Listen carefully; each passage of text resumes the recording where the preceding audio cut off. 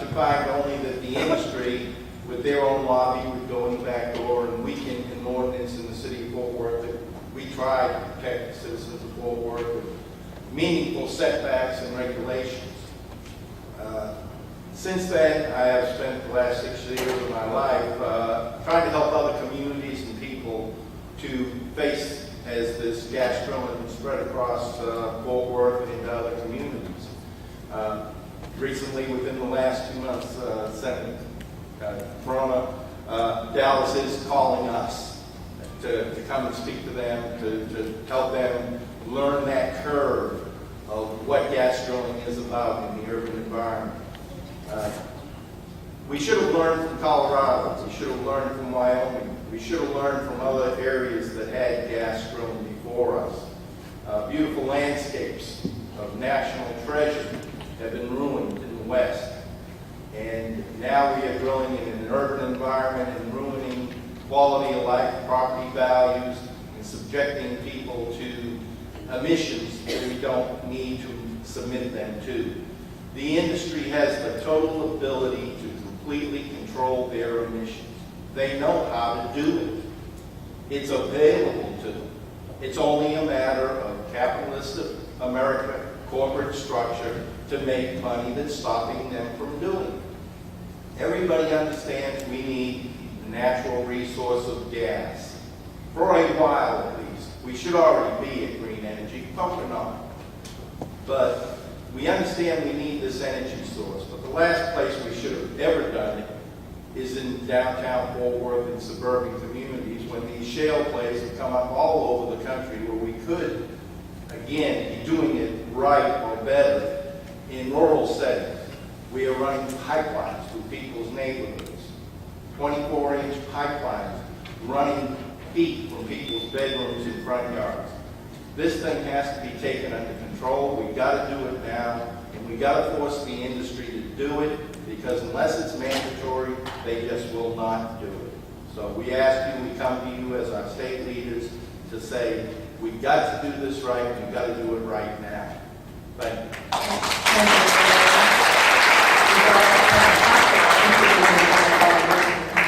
Any of our panel want to speak to Mr. Hogan's remarks?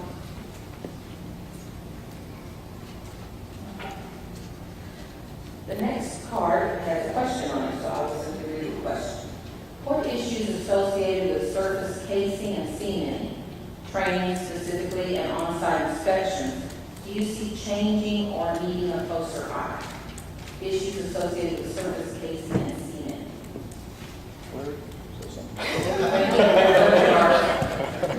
Former DCEQ commissioner on that, with the yes remarks.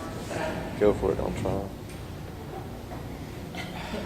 Training specifically and on-site inspections, do you see changing or needing a closer eye? Well, let me say, knowing the process that's involved with the review of surface casing and how it's installed and how it's monitored, I really don't think that is a major problem. It does go under quite a bit of review. The more appropriate concern is the actual installation and drilling and monitoring of that.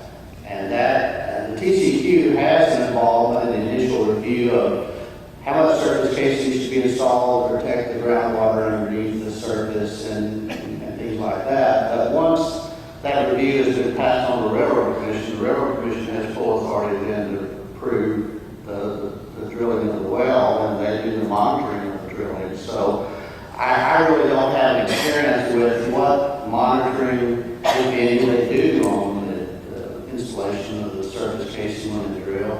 But I would think that would be more of a concern than it is the review of what surface casing should be applied, how deep, things like that. Thank you. It's outside my expertise, I'll have to admit. Well, I'll start with outside my expertise, but I want to talk to whoever asked the question afterwards, because the more we talk about the problems with the drilling itself and what kind of impact it's having on our water, the more I know what I don't know. And it is, I perceive it as a significant problem. There's a role for TCEQ, there's also a role for the Railroad Commission. There are claims by industry that they're not having an impact, negative impact in this drilling process on the water. Anybody that's seen gas line has seen at least one too many kitchen water faucet turned on the flames and thinking maybe there is a problem. I don't know the answer, but whoever asked the question, I'd like to talk to you later. And I would have given their name except it's not on the card, so whoever is the question, we know who you are, so Representative Byrne would like to meet with you about that. The next question does have a name with it. I believe it's Julie Starr of Dallas, and she has a three-part question. First part is, what agency will set rules to implement the upcoming EPA regulations of greenhouse gases? I'll take this one. I'm not afraid of it. Well, there's certain authorities who are saying that the TCQ is not going to comply with this law. It's going to be very interesting to see how this evolves over the next several months with your executive director and your commissioners saying we do not have to come into compliance with national law. And for every time that our Attorney General files suit against our national government, for our national government trying to enforce national law, I wish somebody was in a position to file suit against our Attorney General.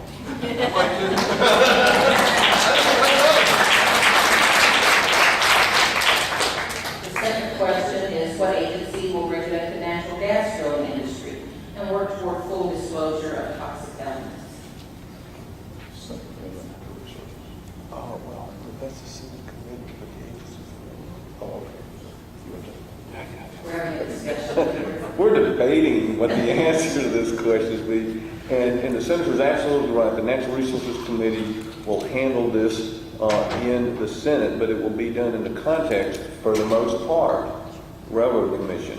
On the other hand, there is a role, just as Larry was saying earlier, for the TCEQ. So we want to make sure that it's really particularly difficult for you to participate in the process and just understand both agencies are going to be involved, both committees in both houses of the legislature are going to be involved. And that's the reason it's important that you're having this 101 lesson on the sunset process the week after the election, because it is going to be a really long 5 months, January to May, and quite possibly, given the situation, this is the very kind of sunset legislation that may not pass in May or will likely end up in court regardless.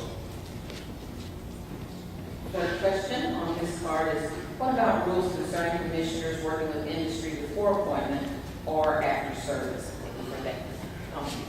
Well, Juan talked about that earlier, and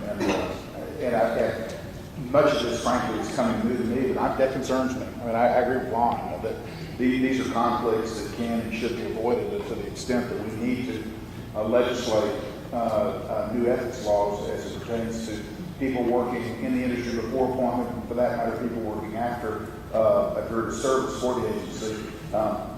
That's legislation that I actually would like to work on.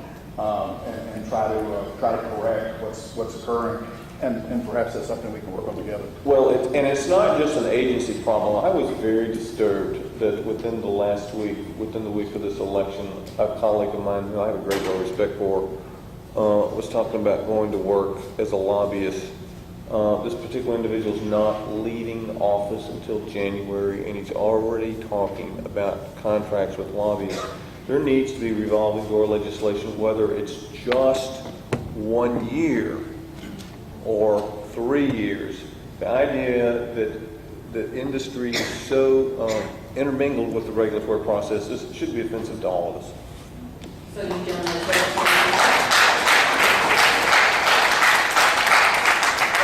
So we might be looking at some kind of waiting period between the time of service and the time of being a lobbyist, whether it's 1 year or more. All right, we're good. Jack Powers is our next speaker, to be followed by George Major.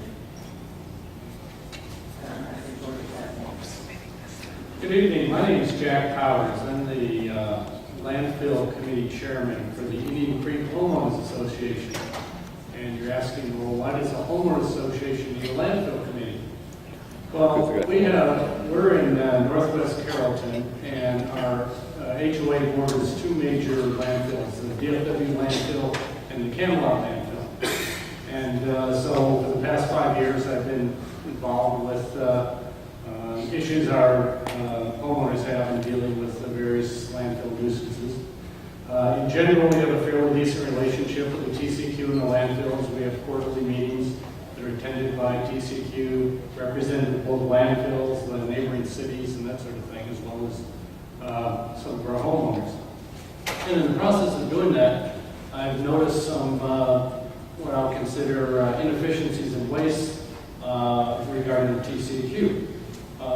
The local TCQ office is in Fort Worth, and if our homeowners have issues with serious odor problems and file a complaint with TCQ, typically an inspector won't get out there for 2 or 3 days. Well, in 2 or 3 days, I mean, odors aren't going to sit around, and they don't. In addition, the TCQ sends out air inspectors to investigate odor issues, and the air inspectors aren't necessarily knowledgeable about waste. So they'll come out, go up, circle the landfills, determine whether there's an odor problem or not. But even if they do determine there's an odor problem, they're not knowledgeable enough about the waste operations to really go and visit the landfills to investigate whether there's an issue there regarding the waste operations. Plus, we have 2 landfills that are adjacent to one another, and so 2 days after an odor complaint, the air inspectors aren't able to determine whether the odors came from DFW landfill or Camelot landfill, and so since they can't find a violation and pinpoint it to either landfill, it's no violation. So it's kind of crazy that if that's all that's going to happen, that the money is wasted to send an inspector out to inspect for an odor violation when in reality we're not able to effectively do that.